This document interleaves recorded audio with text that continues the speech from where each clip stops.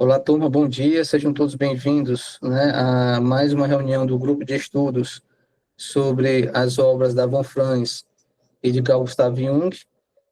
Nós estamos aqui retomando o encontro passado, em que nós finalizamos o texto do capítulo 8º do livro do Jung, A Natureza da Psique, e agora nós vamos retomar esse grupo de estudos, trabalhando o texto da Von Franz, que se encontra no livro A Individuação nos Contos de Fadas, ok? Já compartilhei aqui com vocês ah, o texto aqui na tela, né? Então, deixa eu só mudar aqui a tela para mim, para que eu possa visualizar melhor o texto. E como a gente sempre costuma fazer, a gente segue um roteiro de questões que guia o nosso estudo, né? Uma espécie de estudo dirigido, e em cima dessas questões a gente vai lendo o texto e trabalhando o texto, deixando mais claro o que a autora quer dizer, né? Com cada passagem do texto. Então, aqui na página 90 do PDF, que no livro corresponde à página 168, eu coloquei a primeira questão do nosso roteiro desse encontro. O que É o ocorre com quarto Hacking? capítulo, né, Valdo? Oi, Célia. É o quarto capítulo. Eu não sei aqui a ordem, se é o quarto capítulo, mas é o capítulo que fala sobre os banhos Badgerd, tá? Ah, o que ocorre com Hacking após escapar do afogamento e encontrar o ponto central? O que isso tem a ver com o encontro com o self, tá? Então, nesse livro aqui, ela vem trabalhando o conto, né, dos banhos de Badgerd, ou Badgard, e nesse conto, ela vem fazendo um trabalho bem interessante de amplificação, ela vem, a partir do conto, pegando cada imagem simbólica que aparece nesse conto e vai fazendo um trabalho de amplificação, correlacionando esse material simbólico com a teoria junguiana, tá?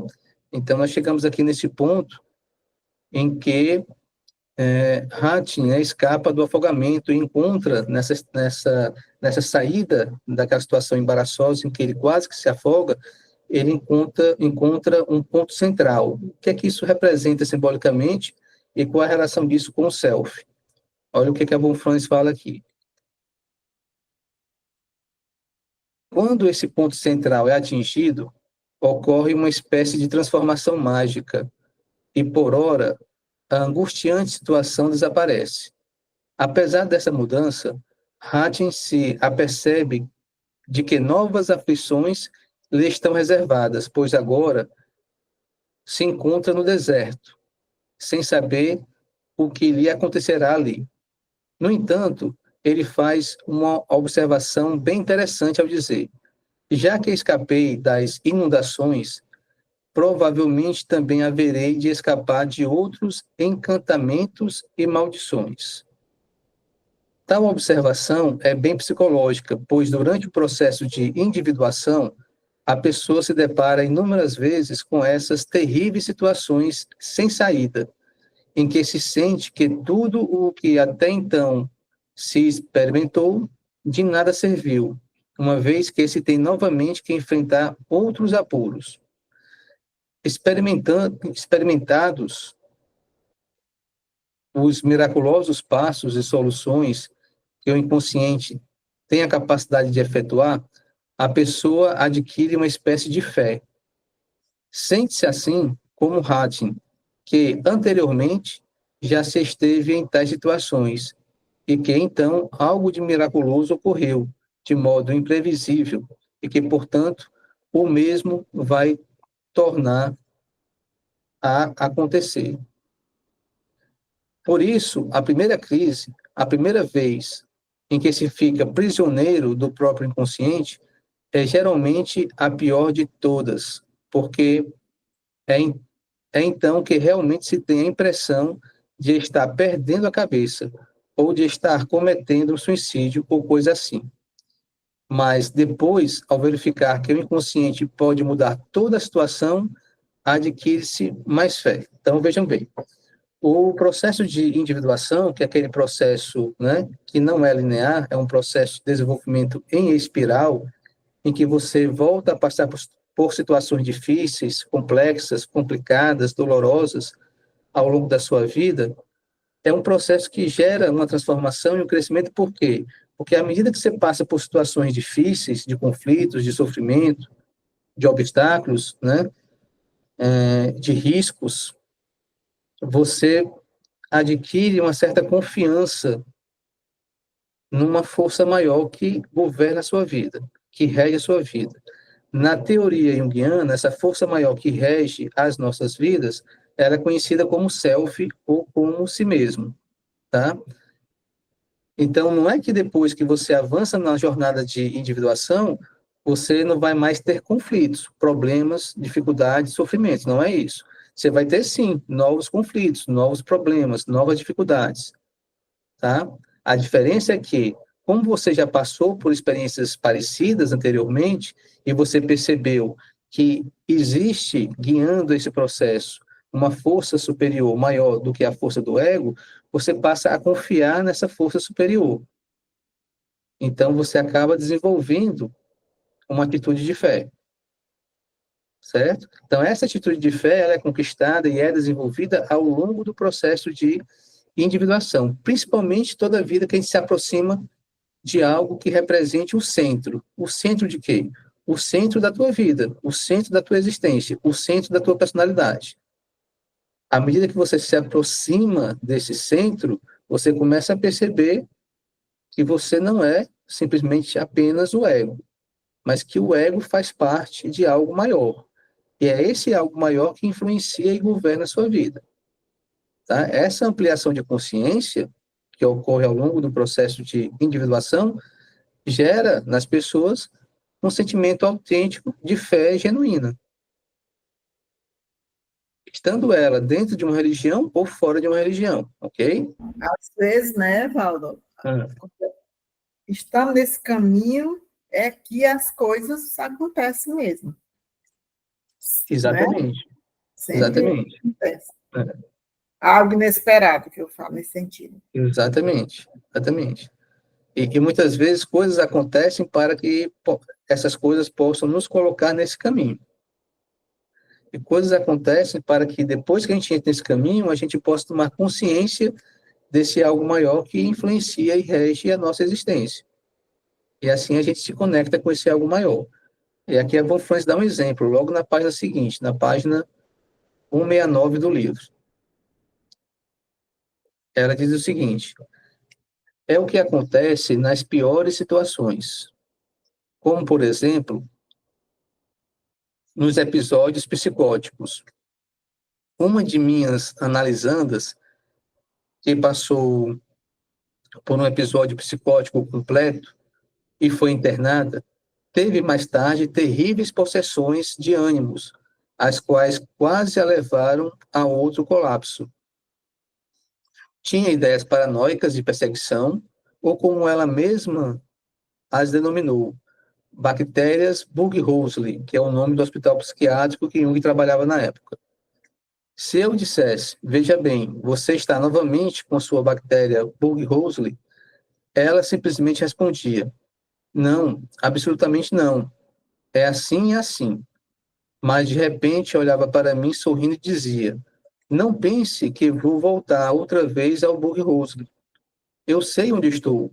Portanto, a despeito de ser novamente invadida, avassalada por ilusões paranoicas, internamente muita verdade se estabelecera, assim como a conscientização de que aquilo era loucura.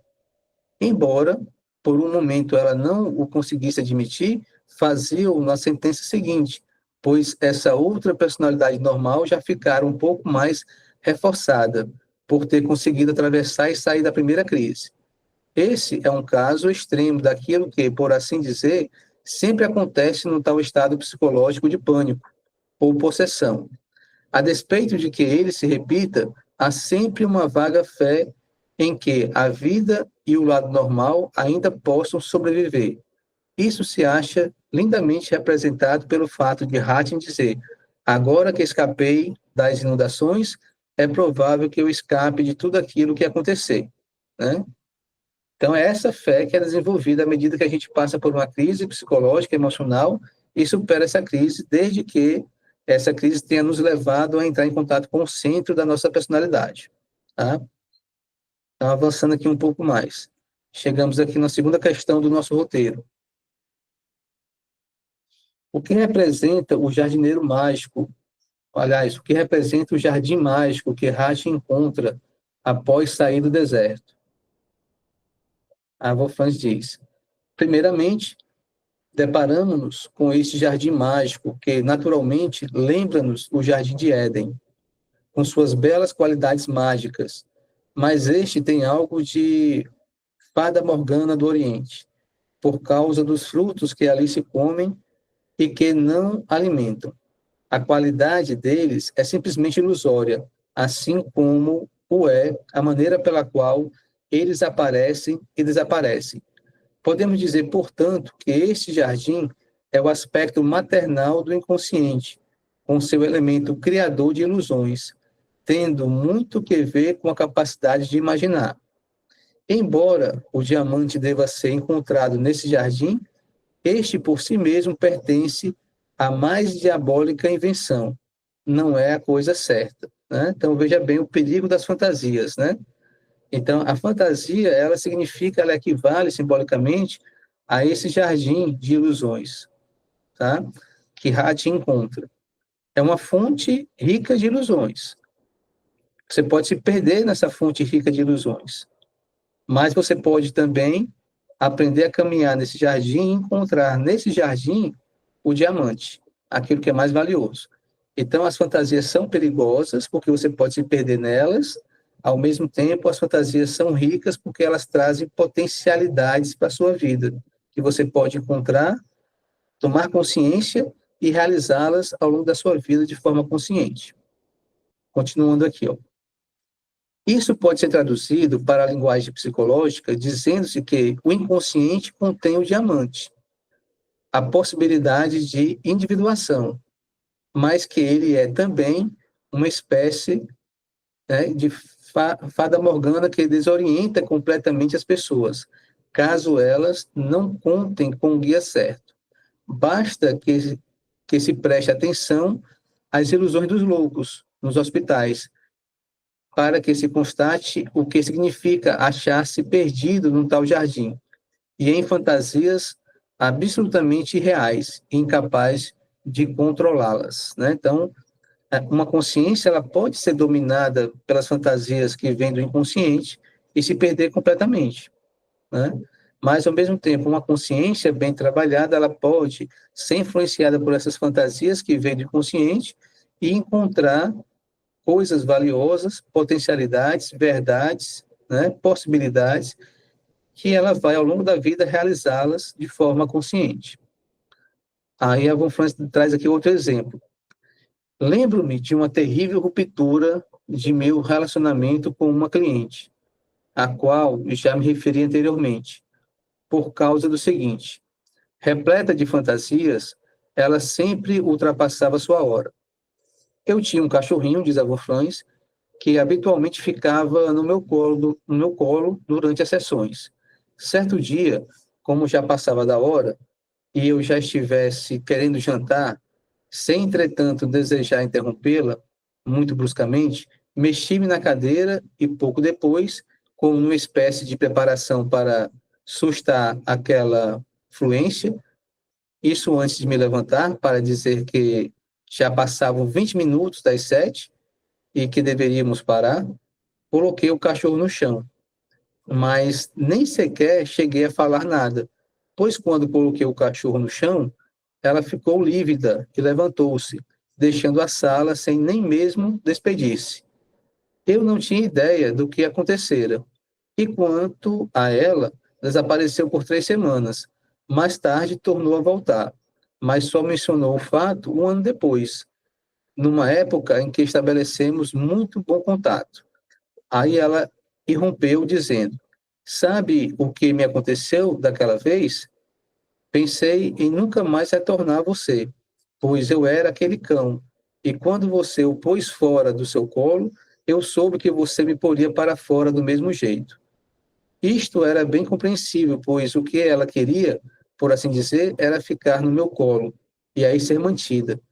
Ela não podia distinguir o fato exterior de que, de eu ter que pôr o cachorro no chão porque eu queria jantar, e a fantasia na qual se achava envolvida. Então, ela não soube, né, a paciente não sabia naquela época separar o fato real, né, da necessidade da Von Franz de jantar em relação à fantasia da paciente, de que eu quero estar para sempre no colo da Von Franz, mas eu sei que hoje ela está querendo me colocar para fora do colo dela. Como ela não soube distinguir as duas coisas, separar as duas coisas, porque ela estava imersa nessa fantasia, ela reagiu tal qual a fantasia dela, tá? Então, esse é o perigo da fantasia. Esse é o perigo do inconsciente, de dominar a sua mente consciente ao ponto de você não reagir mais aos eventos reais da vida, mas reagir às fantasias. Continua Wolfram. A todo momento você se depara com tais ilusões, mas o terrível é que quando as pessoas são realmente apanhadas nesse jardim de ilusões, não mais se consegue controlá-las. Qualquer pessoa pode ser afetada por tal movimento, visto ser ele desagradavelmente simbólico, mas com uma pessoa normal pode-se discutir e verificar os fatos, e então afirmar que eles não correspondiam com a fantasia, que o analisando fez uma projeção, e que a coisa toda vai ser sanada em 10 minutos. Mas no caso anterior, quando a pessoa está imersa na fantasia, né, a pessoa estava tão longe e tão perdida em sua fantasia inconsciente que a tomou por real. Não conseguiu nem mesmo verificá-la. Enfrentar uma ilusão, uma fantasia assim, mesmo sendo simbolicamente correta, em que a pessoa não consegue estabelecer a diferença entre a mesma e os fatos reais, é muito perigoso, né? E aí, por isso, não se trabalha com imaginação ativa diante de pessoas que estão ainda muito imersas em fantasias, porque ela não vai saber separar os eventos reais dos eventos da fantasia. Então, a tendência é que ela seja tragada pelo mundo do inconsciente e fique presa em um surto psicológico. Mas quando a pessoa tem um ego mais fortalecido, ela está mais pronta, no sentido de ter mais firmeza, mais força de ego, mais força de vontade, aí sim se pode trabalhar com imaginação ativa, porque a pessoa consegue voltar para a realidade e confrontar as fantasias de forma mais coerente e correta. Ok? Aí, continuando aqui, né? Hatching não vai ficar louco. Ele percebe, ela volta então a falar sobre Hatching e volta então a falar sobre a postura dele dentro do jardim, né? Hatching não vai ficar louco. Ele percebe que o que ele come não o alimenta.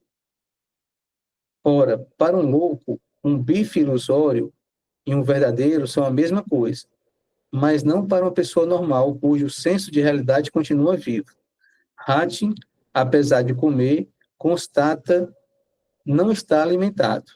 E com isso, ele se mantém são, distinguindo o ilusório e conservando seu senso de realidade. E então sente-se curioso a respeito das estátuas e descobre a inscrição que lhe diz do que se trata. E também que ele tem que abater o papagaio para poder encontrar a saída. Tá? E aí chegamos aqui na terceira questão do nosso roteiro. O que significa abater o papagaio, né? Que é outro simbolismo que vai aparecer no conto. Diz a Von Franz aqui, discutiremos as estátuas mais tarde, quando chegarmos ao problema básico, isto é, o que significa abater o papagaio e o que é esse papagaio, pois até agora não resolvemos tal problema. Agora vamos ao próximo tema, o de que o papagaio, seja o que for que ele represente, precisa ser abatido com arco e flecha. Aí ela vem fazendo aqui toda uma amplificação em cima desse tema do papagaio que precisa ser abatido com arco e flecha. Então, aqui na página 174 do livro, página 93 do PDF, diz a Von Franz. Desde o princípio, portanto, o uso de arco e flecha também significou e exigiu o estabelecimento do próprio equilíbrio interior. O mesmo acontece também no tiro, razão pela qual, antes das competições de tiro ao alvo, há todo aquele alvoroço mágico promovido pelos participantes, no tocante a alimentos especiais, dieta e tudo mais. Falam de um dia favorável, dia de sorte, ou dia agourento, e alguns, mesmo sem saber nada de psicologia, vigiam os próprios sonhos e, ao acordar, exclamam: hoje não é o meu dia de sorte, não vou acertar. Involuntariamente começam a perceber o quanto tudo depende do próprio equilíbrio interno.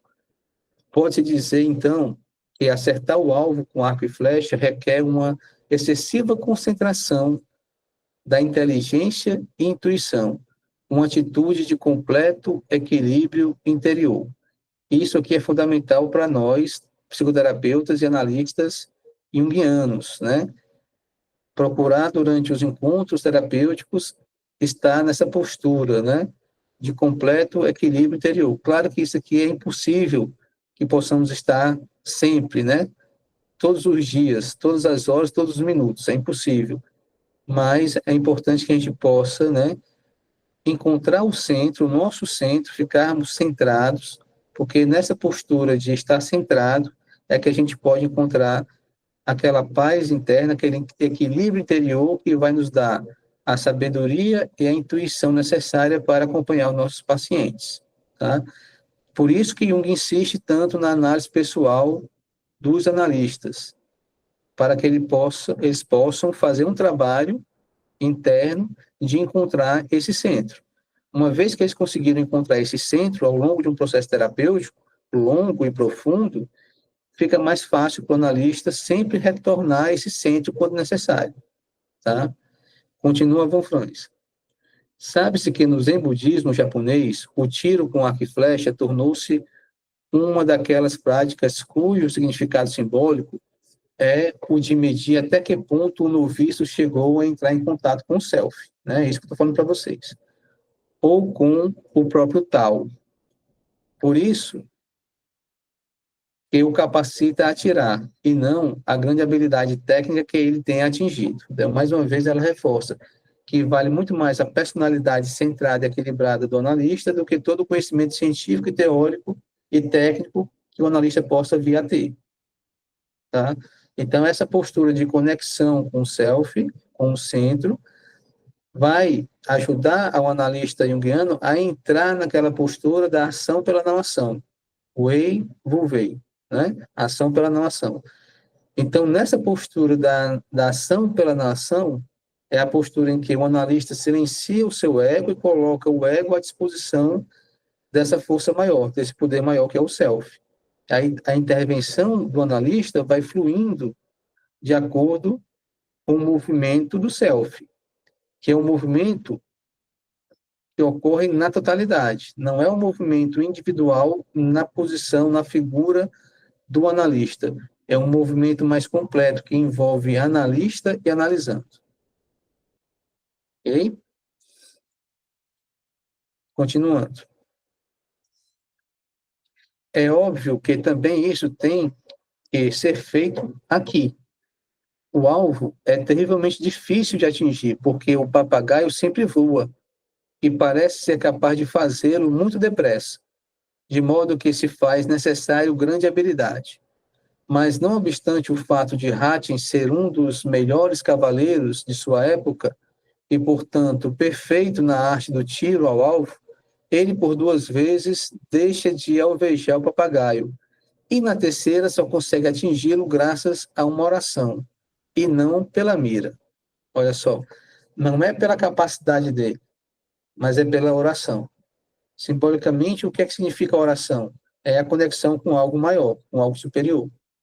Então, é essa conexão com algo maior, com algo superior, que faz com que a gente atinja o alvo. Em outras palavras, é quando o analista está conectado com o self que a sua intervenção é precisa e atinge aquele material na psique do paciente que precisa ser atingido. Ok? Temos, portanto, aqui uma situação bem semelhante à do Zen budista. Não se trata de mirar o alvo exterior, concentrando-se na própria habilidade de atingi-lo, mas sim de entrar em contato com o self, o que se encontra literalmente explícito em nossa história. Então, à medida que o analista junguiano entra em contato com o seu self, ele pode ajudar o seu paciente a também entrar em contato com o self dele. Hatching faz 3 tentativas, e nisso vemos o ritmo arquetípico dos contos de fada, onde sempre a tensão se eleva em 3 gradações, até que advém o grande desenlace. Quando Hatching, tendo errado o alvo por 2 vezes, vê-se petrificado até o umbigo, dá um grito e exclama: que jamais venha alguém a perder a meta de sua vida como eu o fiz. Ele então compreende que atingir o papagaio de fato significa simbolicamente atingir ou perder a meta de toda a sua vida. E aí Hatching mira, fecha os olhos e gritando: Deus é grande, e atira. Ele não está concentrando habilmente os sentidos no alvo, de um modo extrovertido. O que faz é olhar para dentro e, com seu brado, Deus é grande, o que ele realmente quer dizer é, na verdade, meu alvo é Alá. Portanto, não devo falhar nem perder. Ele é grande. Naturalmente, por trás disso está a ideia-sentimento de que é provável que torne a falhar, e o fato de ele confiar sua alma a Deus antes de ficar inteiramente petrificado, não somente consiste no pedido para que Deus o ajude, como implica também numa declaração de lealdade a Deus. Naquele instante, provavelmente o último de sua vida,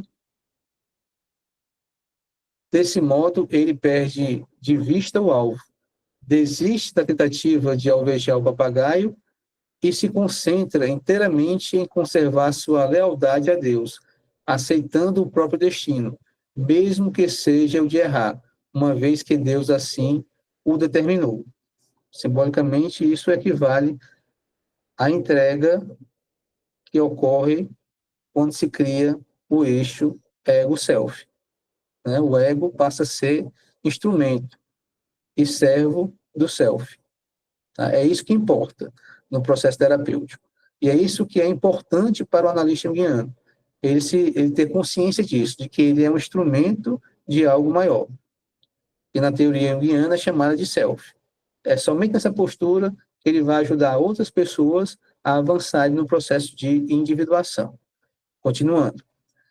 Poderia dizer que, naquele momento, Hatching abriu mão de todos os propósitos de seu ego, coisa particularmente difícil, quando já se atravessou todas aquelas misérias e já se chegou ao objetivo da própria vida, a algo que por tanto tempo se buscou e pelo qual se sofreu tanto. E eis que se faz necessário renunciar a tudo aquilo. É preciso dizer: está bem, se eu falhar, Deus é grande e há de saber por que eu tive que perder. É fácil renunciar à obstinação do próprio ego, e é o que se deseja quando nada se fez por isso em 20 anos. É fácil desistir de algo que foi adquirido ontem, ou de uma visita à Itália, se bem que por causa disso muita gente se deixa levar a ataques de raiva infantis. Mas quando se tem que renunciar à obstinação do próprio ego por algo que se esteve visando e buscando por tantos anos, depois de passar por tantas aventuras heróicas, isso implica em terrível sacrifício. É fechando os olhos e dizendo: Alá é grande, que Hatching faz esse sacrifício. Ele abate o pássaro. Então, novamente, ribomba o trovão. Ergue-se uma nuvem de pó, e quando esta se dissolve, Hatching vê no lugar do papagaio um lindo diamante de Gaiomardo, e todas as estátuas petrificadas retornam à vida. Né? A quarta questão do roteiro. O que significam os temas do papagaio e do diamante? Precisamos agora desenvolver 2 temas, a saber, o do papagaio e o do diamante que o substitui. O papagaio, evidentemente, corresponde a um encantamento negativo, que vale ou oculta a visão do diamante. Desde o princípio, o diamante tem sido sempre um símbolo alquímico bastante conhecido da pedra filosofal, tendo despertado a admiração dos velhos alquimistas por seu fulgurante esplendor e sua absoluta dureza. Com o diamante, podia-se até cortar o aço, e com os meios de que dispunha naqueles tempos, nada havia que pudesse cortá-lo ou parti-lo, de modo que ele se mostrava particularmente apropriado para ser depositário da projeção do corpo imortal, de algo incorruptível, que não pode mais ser alterado por qualquer vicissitude da nossa existência material corruptível. É por isso que, através de toda a história da alquimia, o diamante figura como um dos muitos sinônimos da pedra filosofal. Ele é um símbolo do self, algo cuja matéria é indestrutível. A seguir, poderíamos indagar por que motivo, no conto espanhol, o papagaio funciona como símbolo do self, ao passo que a presente versão o encobre e tem que ser removido para que se chegue ao símbolo. Mas eu gostaria que vocês conservassem em mente essa indicação, até que eu tenha terminado com todas as outras peripécias de nossa história, inclusive com o extremo tema de que todo aquele que não abate o papagaio fica petrificado. Ela vai agora fazer um parêntese para desenvolver esse tema do porquê que as pessoas que não conseguem atingir o alvo, chegar à meta, se tornam estátuas petrificadas. Aí ela prossegue aqui na página 179, já dizendo o seguinte: textos como esse fizeram com que os alquimistas mais recentes identificassem a estátua em forma humana como a pedra filosofal, concebendo esta como uma estátua e como uma parte incorruptível da personalidade que sobrevive à morte. A estátua, diz a Von Franz, pertence, portanto, a todo o simbolismo de nossa história, pois Hatim, quase a afogar-se, participava do destino do velho Adão, que normalmente, no simbolismo alquímico, é afogado. E ao ser petrificado, Hatim foi novamente submetido ao destino da prima matéria, que é petrificada. Caso, porém, Hatim houvesse sido petrificado, isso teria sido um evento completamente negativo em nossa história. Se ele tivesse sido afogado ou petrificado, teria sido assimilado à forma da pedra filosofal, o símbolo do self, mas de maneira negativa. Isso equivale a quê? Né? Ao ego que fica preso a uma ideia que vem do inconsciente coletivo, ao ego que fica identificado com essa ideia. Esse ego se torna petrificado. Tá? É diferente do outro simbolismo, né? Do papagaio se transformar em uma estátua. Esse simbolismo já demonstra uma outra possibilidade, que é a possibilidade de um evento que ocorre a partir do self se consolidar, se tornar real e se manifestar ao longo de uma existência, ao longo de uma vida. Tá? Então, nós temos, toda vida que a gente se depara com ideias que vêm do inconsciente coletivo, essas duas possibilidades, que o próprio Jung descreve muito bem no livro Eu Inconsciente. Ou você é dominado por uma forte inflação, tá? Inflação psíquica, quando o teu ego é possuído por essas ideias que vêm do inconsciente, tá? Ou você consegue estabelecer uma relação positiva e criativa com o inconsciente, ajudando, inclusive, a essas potencialidades que vêm do inconsciente a se realizarem ao longo de uma existência humana. Então, tem essas duas possibilidades.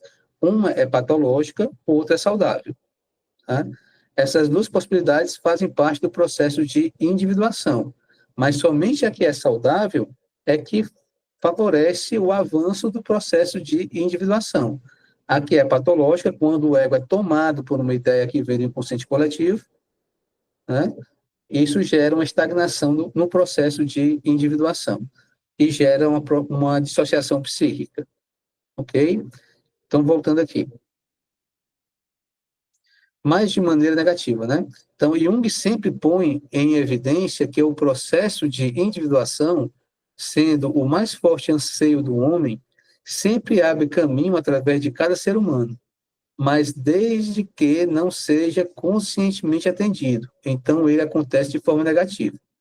Ou você tem consciência do processo e realiza esse processo de forma consciente, ou você não tem consciência do processo e esse processo vai invadir a sua consciência e vai ser um processo de crescimento negativo. Na verdade, nem vai ser crescimento, vai ser estagnação, sofrimento e dissociação psíquica. Aí a Von Franz dá um exemplo. Por exemplo, em lugar de encontrar a pedra filosofal no próprio interior, a pessoa se petrifica, isto é, transforma-se em pedra filosofal de forma negativa. Em lugar de dissolver-se no banho inconsciente para a renovação, a pessoa é dissolvida no inconsciente por dissociação. Dir-se-ia, portanto, que o processo sempre assume seu curso, mas o fato de ser este destrutivo ou positivo depende de nossa atitude consciente. Quanto mais consciência, mais positivo vai ser o processo. Quanto menor for a nossa consciência sobre esses processos, mais negativo vai ser esse processo. Negativo quer dizer destrutivo. Ok? E aí, avançando aqui um pouco mais, página 182, diz a Von Franz. Lilian, pois não, Lilian? Só uma dúvida aqui, com relação a isso que você falou. Então, se um ego, o que ela disse ali agora, nesse último parágrafo, que se um ego está bem estruturado e ele é capaz de tomar consciência do processo, por exemplo, aí trazendo para a clínica, se eu percebo um paciente que é estruturado o suficiente, tem um ego estruturado o suficiente para saber do processo, para olhar para ele de forma conceitual, teórica, e explicar para ele desse processo, e ele mesmo, né, trazer a luz sobre isso, pode ser feito, né? Isso. Por quê? Porque eu vou trazer mais consciência. Claro que aqueles ego não, que vai ficar ainda aquelas pessoas que a gente percebe que o ego não é bem estruturado, a gente tem que ir só tangendo e acompanhando, né? Isso. Porém, Fortalecendo o ego, né? Fortalecendo o ego, ajudando a essa pessoa a encontrar uma estrutura, uma base, um suporte de apoio, né? Que pode ser esse suporte, relações interpessoais significativas, uma rede de apoio, pode ser pertencer a um grupo religioso, pertencer a uma escola filosófica, fazer um curso, uma faculdade, exercer uma profissão, fazer parte de um contexto coletivo, tudo isso vai fortalecendo e estruturando esse ego para que depois ele possa entrar em contato com as fantasias que vêm do inconsciente. porque depois eu vou falar de uma paciente que me chegou essa semana não, já estou na 4ª sessão com ela, porque me parece esse caso aqui. Tá bom, depois a gente fala, então. Obrigada. Perfeito. Então, finalizando por hoje, a gente já segue para a supervisão, tá? Só o último comentário aqui da Von Franz para finalizar por hoje. É por isso, diz-nos esta nossa história, que Hattin e todos os que antes dele tentaram chegar ao diamante, ao verdadeiro significado daquilo que se acha por trás do mistério do papagaio, petrificaram-se. A dureza da pedra os avassala, mas de forma negativa e destrutiva, na forma de enrijecimento interior. Somente quando atinge o alvo, ou seja, quando chega ao significado positivo de toda a constelação, é que Hattin os redime e liberta todos, né? Então, mostrando aqui mais uma vez a importância de utilizar as fantasias que vêm do inconsciente como um meio para se chegar ao centro, né? E o perigo de se identificar com essas fantasias em vez de continuar avançando na direção do centro. Então, são essas duas possibilidades que ocorrem dentro da jornada de individuação. A negativa é quando você se identifica com um desses processos que vem do inconsciente coletivo. Você se petrifica. Né? A positiva é quando você usa todos esses processos como um meio, como um caminho, para que você possa avançar na direção do centro. Esse centro vai ficando cada vez mais sólido, mais concreto, mais real. Então, é ele quem se petrifica, não é o ego. Então, essa é a distinção que ocorre no processo de individuação, forma negativa ou forma positiva. Então, gente, é isso, finalizamos por hoje. Eu vou interromper aqui a gravação e daqui a pouco mando o link da supervisão para que a gente possa continuar. Próxima quarta-feira à noite é o encontro do livro vermelho, ok? E daqui, mais ou menos, a 3 semanas, a gente retoma a obra do Jung e da Von Franz. Ok? Então, um forte abraço a vocês, até daqui a pouco, né? Volto já, só interromper a gravação e mandar outro link.